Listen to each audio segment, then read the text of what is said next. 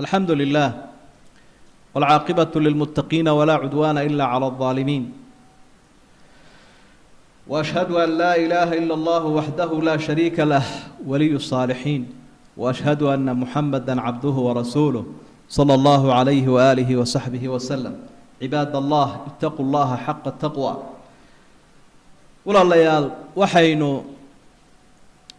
isku baraarujinaynaa wakhtiga aynu marayno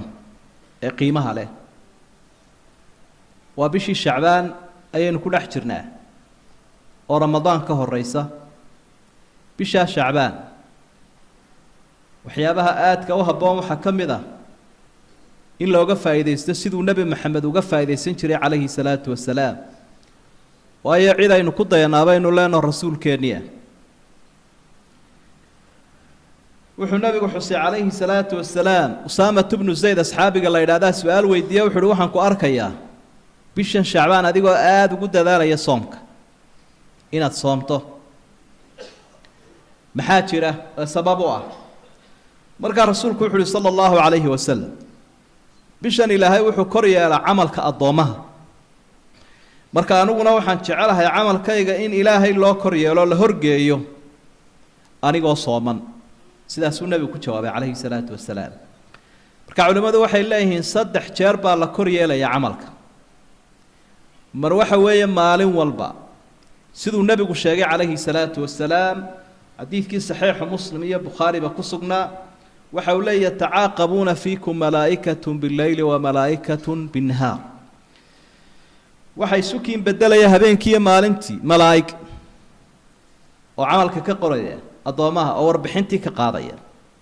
inta aynu iska mashquulsanayno warwareegaynayno buuqaynayno hadlaynayno dhan walba u soconno junuud ilaahay col dhan baa la inagu soo ururiyey oo shaqadoodu tahay inay innaga wax inaga diyaariyaan marka casarkii iyo subaxii bay isbedelaan qolo waliba warbixintooda ilaahay bay u geynayaan warbixinta ayaa laga qaadaya addoonka wixii uu shar sameeyey wixii uu khayr sameeyey wuxuu ku howlan yahay adiguna isma ogin innaguna isma ogin baxar kaleaynu ku jirnaa warbixinta labaad waxaa la gudbiyaa usbuuc walba ama toddobaadkii walba hal mar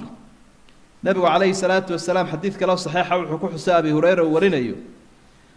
maalin wal oo khamiisaba addoomaha camalkooda waa la rafciyaa ilaahay baa loo geeyaa falaa yuqbalu camalu qaadici raxim marka lama aqbale waa la soo celiyaa qofka qaraabada gooya camalkiisa riwaayo kalena wuxuu tilmaamayaa ama xadiid kale maalin wal oo khamiis iyo maalin walba oo isniinaba malaa'igtu warbixinta ilaahay bay u geeyaan camalka addoomaha camalkii addoomaha ayaa ilaahay loo bandhigaa hebel waxaasuu sameeyey hebel ayaa waxaasay samaysay halkaasuu maraya sharkiisu waa intaa khayrkiisu waa intaa ilaahay baa la horgeynaya subxaana wa tacaala awoodda ilaahay ballaadhana intaasoo khalqiga mid walba warbixin laga qaadaya oon ilaahay waxba ku adkaanaynin waayo isaga abuurayba oo maamulayo arsaaqaya waxaan iyaga waxba laga dhaafaynin baa xadiidkaa kale uu nebigu ku yidhi labada qof ee muransan ama colaadi dhex taallo ilaahay wuxuu leeyahy andiruu haadayni xataa yasdalixaa andiruu haadayni xataa yasdalixaa labadaa qof u kaadiya ilaa ay iyagu heshiinayaan hadday cafis iga doonayaan iyagu horta ha iscafiyeen buu ilahay leeyahy warbixinta saddexaad wakhtiga la gudbinayaana waa mid sanawi ahoo waa sanadkiiba mar sida uu tilmaamaya xadiidkan usaame uu nebiga ka soo warinaya sheegaya shacbaan in warbixinta ilaahay loo gudbiyo subxaanahu wa tacaala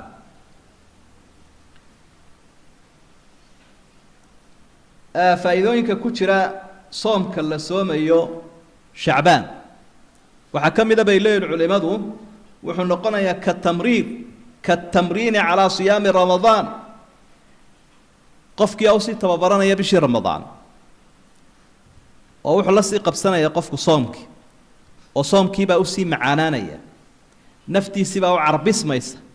يسوقوا صومك عادي ولا يوم كعب سنين أي رمضان سوق ليس هريبو كسي بلاضية فايدوينك وحا كم إذا بشهر رمضان إصاص عطاء soomka shacbaan wuxuu uga dhigan yahay kal muqaddima shay hordhaca gogol dhiga oo inagana aragno waxa la socda salaadaha faralka ah sunnayaal ka horeeya iyo sunnayaal ka dambeeya marka waa sunnihii ka horreeyay salaadoo kale ayuu uga dhigan yahay sidaa daraaddeed bay dadkii cibaadada badnaa iyo ahlulqur'aanku aada ugu dadaali jireen waxa uu leeyahay salaamatu bnu kuhayl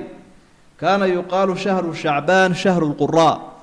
waqtigii salafka waxaa loo yaqaanay bisha quraada dadka qur-aanka akhriya bishoodaa loo yaqaanayo qur-aankii ay soo yaro ilaaween ama wakhti u waayeen ay rabadaan u diyaarsanayaan shacbaan bay aada usii akhrii jireen habeenkii oo ay ku cibaadaysan jireen camru bnu qays almalaa'i isaguna waxa uu ahaa idaa dakhala shacbaanu aglaqa xaanuutahu watafaraqa liqiraa'ati alqur'aan imaamkaasina mar hadday shacbaan soo gasho dhaqankiisu wuxuu ahaa dukaankiisu xidhan jiro qur-aanka ayuu u bixi jiray dhaqankii nabiga calayhi salaatu wasalaam bisha shacbaan markay soo gasho haddaynu noqonno axaadiid dhowra bay soo warinaysaa saxiixa caaisha markaa waxay leedahay lam yakun inabiyu sala allahu calayhi wasalam yasuumu shahran akthara min shacbaan bil uu soomi jiray soom sunno ah oo badan ka shacbaan baa u badnaa fainahu kaana yasuumu shacbaana kullah riwaaya waxay tilmaamaysaa caaisha ay warinaysa shacbaan dhammaanteed buu wada soomayay halka laga yaabo dad innaga inaga mid inay u fikiraan ay yidhaahdaan tamartu iyo iga sii dhammaanine balaan shacbaan aada u sii cuncuno isagu wuxuu usii tababaranayaa nebigu calayhi salaatu wasalaam uu sii diyaargaroobayaa soomka bisha ramadaan marka riwaayadaas waxay tilmaamaysaa shacbaan dhammaanteed inuu wada soomay riwaayooyinka qaar badan oo caaisha ay warinaysaana waxay xusayaan inuu shacbaan soomi jiray inta badan rasuulku sala allahu calayhi wasalam mar kale waxa ay leedahay kaana yasuumu xataa naquula qad saama wayufdiru xataa naquula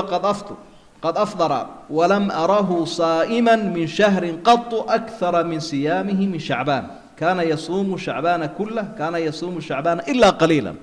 ama dhammaantiibuu wada soomayay shacbaan ama qaybta badan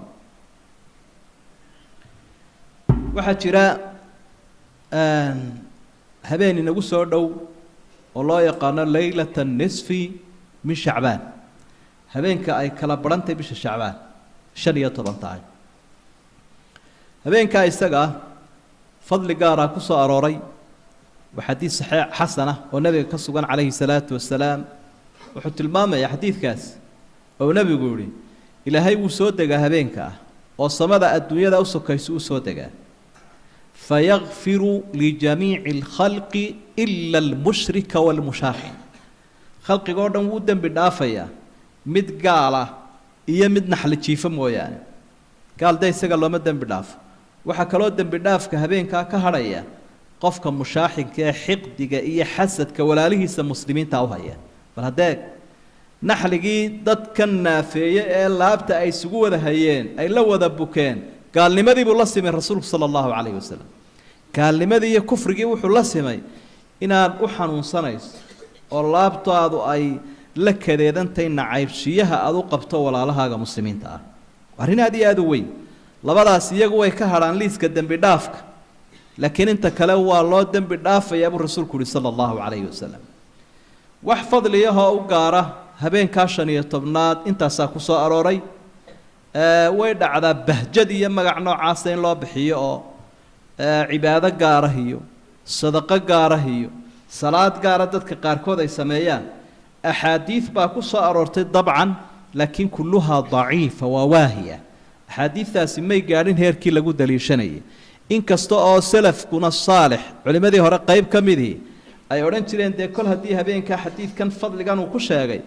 wax wanaagsan aanu ku dadaalno haddana axaadiidta baabkaa ku soo arooray may sugmin oo waa daciif wey waxaa jira guud ahaanba soomka sunnaha ah inaynu ku dadaalno oo aynaan fudaysanin inagoo faralkoo qura eeganayna waayo soomka sunnahaahi wuxuu kayd u yahay soomka faradka ah oo maalinta qiyaamaha markuu ilaahay miisaamaya camalada addoommaha u miisaamayay qofka malaa'igta wuxuu ku odhanayaa u eego oo qofkii faralka wax ka dhinmaan sunnaha uga kaba dee haddii meel lagaaga kababa la waayo nuqsaanteeday leedahay marka yaynaan fudaysanin cibaado walba sunnaha ku lifaaqana ku lamaan ee xoojinaya kabaya asxaabi la odhan jiray abi umaama radia allaahu canh سؤال بويدي رسولك إلهي صلى الله عليه وسلم وحو النبي كوري مرني بعمل ينفعني الله به رسولك إلهي وحدي فرتاو دي شيكتا عمل إلهي ويقو أنفعه عمل أن أجري يا أبا المرين وين إلهي كجهله الله يقو أنفع دينها مركا رسولك وحول عليك بالصوم فإنه لا عدل له صومك كد ذال وحقدك ما يا مجرو وحكى الله رسولك صلى الله عليه وسلم حديث كورنا يا سجن حذيف وحول من ختم له بصيام يوم دخل الجنة قفك إسقى صوما أدونك كتغا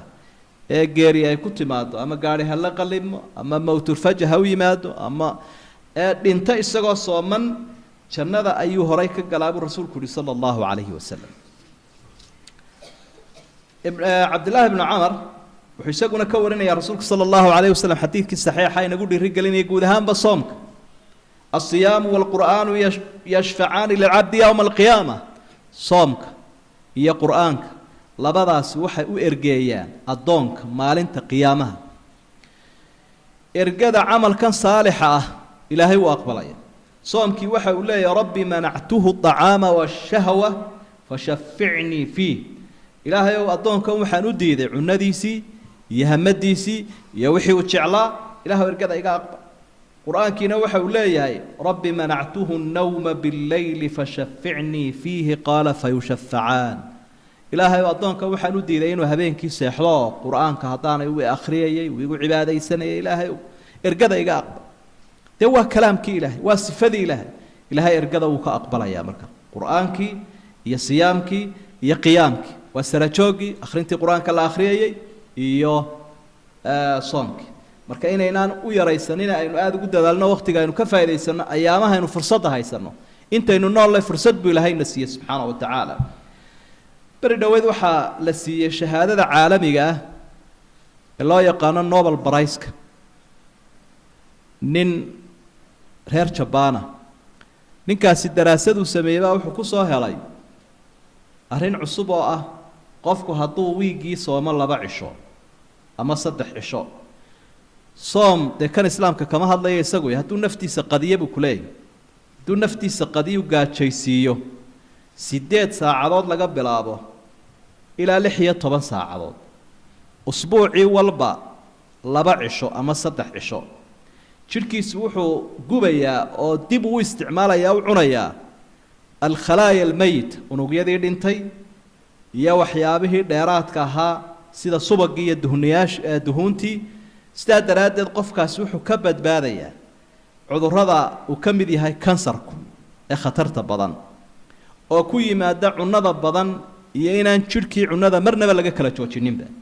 oo dib uu isu safaynayaa buu leeyahay jirku arintii markii lala eegay waxay noqotay arrin sax ah taa uu sheegayaana ee daraasada gadaalay ku ogaadeen gaaladuna waxa weeye tan uu nabigu ka sii waramaya calayhi salaatu wasalaam imika halkan aynu ku hayno wuxuu nabigu inoo sugnay bil walba 3 cisho in la soomo isniintii iyo khamiista la soomo shacbaan la soomo soomka daadsan ee sanadka dhexdiisa ku daadsani waa kan ilaahay adoonka ruuxdiisana uu ku caafimaadinayo jirkiisana uu ku caafimaadinayo wal fadlu ma shahidat bihi al a'da fadlina waxa la yiraahdaa cadawga ka soo horjeeda wixii uu ku qiro marka wax wal oo sharcigeenu inoo jideeyba wuxuu leeyahay faa'iido dhinac walba ah inaynu ilaahay ka gudoomano fursadana ka faa'iideysano kaynu isfara inaynu soo dardaarayna waa kaas weeye allahumma taqabbal siyamana وصلاتنا وصدقتنا وقراءتنا وأعمالنا كلها يا أرحم الراحمين اللهم اجعلنا شاكرين لنعمتك مثنين بها عليك يا أرحم الراحمين اللهم اغننا بحلالك عن حرامك وبفضلك عمن سواك وبطاعتك عن معصيتك يا أرحم الراحمين اللهم اقسم لنا من خشيتك ما تحول به بيننا وبين معاصيك ومن طاعتك ما تبلغنا به جنتك ومن اليقين ما تهون به علينا مصائب الدنيا اللهم متعنا بأسماعنا وأبصارنا وقوتنا اللهم لا تجعل الدنيا أكبر همنا ولا مبلغ علمنا ولا تسلط علينا بذنوبنا من لا يخافك ولا يرحمنا واجعل الجنة هي دارنا اللهم زدنا ولا تنقصنا وأكرمنا ولا تهنا وآثرنا ولا تؤثر علينا يا أرحم الراحمين. اللهم انصر الإسلام والمسلمين. اللهم انصر المستضعفين والمجاهدين في سبيلك في كل مكان يا أرحم الراحمين. اللهم ألف بين قلوب المؤمنين. اللهم أصلح ذات بينهم يا أرحم الراحمين. اللهم اجعل ولايتنا وولاية جميع المؤمنين في من خافك واتقاك وحكم بكتابك يا أرحم الراحمين. وآخر دعوانا أن الحمد لله رب العالمين وصلى الله على نبينا محمد وآله وصحبه وسلم. كي سيحلو قرآن كهطان يوي أخريي ويقول عبادي سنة إلهي إرقذا يقابل توا كلام كي إلهي وصفة إلهي إلهي إرقذا وكأقبل يا مركب قرآن كي يا صيام كي يا قيام كي وسرجوجي أخرنتي قرآن كلا أخريي يو صومك marka inaynaan u yaraysanina aynu aad ugu dadaalno waqtiga aynu ka faa'iideysano ayaamaha aynu fursad haysano intaynu noolay fursad buu Ilaahayna siiyay subhanahu wa ta'ala. bari dhaweed waxa la siiyay shahaadada caalamiga ah ee loo yaqaan Nobel Prize nin reer Jabaana ninkaasi daraasadu sameeyay wuxuu ku soo helay arrin cusub oo ah qofku hadduu wiigii soomo 2 cisho ama 3 cisho صوم ده كان إسلام كما هذا يسوي هدو نفتي سقدية بكلي هدو نفتي سقدية وقاد شيء سيو سديت ساعات لقى بلابه إلى لحية 8 ساعات أسبوعي والبا 2 عشو أما 3 عشو شركي سوحو قبيا أو ديبو استعمالا يا وعنايا الخلايا الميت ونوقيا دي دينتي يا وحيابه ديرات كها سيدا صبقية دهنياش دهونتي sidaa daraaddeed qofkaasi wuxuu ka badbaadayaa cudurrada uu ka mid yahay kansarku ee khatarta badan oo ku yimaada cunnada badan iyo inaan jidhkii cunnada marnaba laga kala joojininba oo dib uu isu safaynayaa buu leeyahay jidhku arrintii markii lala eegay waxay noqotay arrin sax ah taa uu sheegayaana ee daraasadda gadaal ay ku ogaadeen gaaladuna waxa weeye tanuu nebigu ka sii warramaya calayhi salaatu wasalaam iminka halkan aynu ku hayno wuxuu nabigu inoo sugnayay bil walba 3 cisho in la soomo isniintii iyo khamiista la soomo shacbaan la soomo soomka daadsan ee sanadka dhexdiisa ku daadsani waa kan ilaahay adoonka ruuxdiisana uu ku caafimaadinayo jidhkiisana uu ku caafimaadinayo wal fadlu ma shahidat bihi al a'daa fadlina waxa la yiraahdaa cadawga ka soo horjeeda wixii uu ku qiro marka wax wal oo sharcigeenu inoo jideeyaba wuxuu leeyahay faa'iido dhinac walba ah inaynu ilaahay ka gudoomano fursadana ka faa'iideysano kaynu isfarayna inuu dardaarayna waa kaas weeye allahumma taqabbal siyamana wa salatana wa sadaqatana wa qira'atana wa a'malana kullaha ya arhamar rahimin allahumma ij'alna shakirina li ni'matik muthnina biha 'alayka ya arhamar rahimin allahumma aghnina bihalalika 'an haramik wa bifadlika 'amman siwak wa bita'atika 'an ma'siyatika ya arhamar rahimin اللهم اقسم لنا من خشيتك ما تحول به بيننا وبين معاصيك ومن طاعتك ما تبلغنا به جنتك ومن اليقين ما تهون به علينا مصائب الدنيا اللهم متعنا بأسماعنا وأبصارنا وقوتنا اللهم لا تجعل الدنيا أكبر همنا ولا مبلغ علمنا ولا تسلط علينا بذنوبنا من لا يخافك ولا يرحمنا واجعل الجنة هي دارنا اللهم زدنا ولا تنقصنا وأكرمنا ولا تهنا وآثرنا ولا تؤثر علينا يا أرحم الراحمين اللهم انصر الإسلام والمسلمين اللهم انصر المستضعفين والمجاهدين في سبيلك في كل مكان يا أرحم الراحمين اللهم ألف بين قلوب المؤمنين اللهم أصلح ذات بينهم يا أرحم الراحمين اللهم اجعل ولايتنا وولاية جميع المؤمنين في من خافك واتقاك وحكم بكتابك يا أرحم الراحمين وآخر دعوانا أن الحمد لله رب العالمين وصلى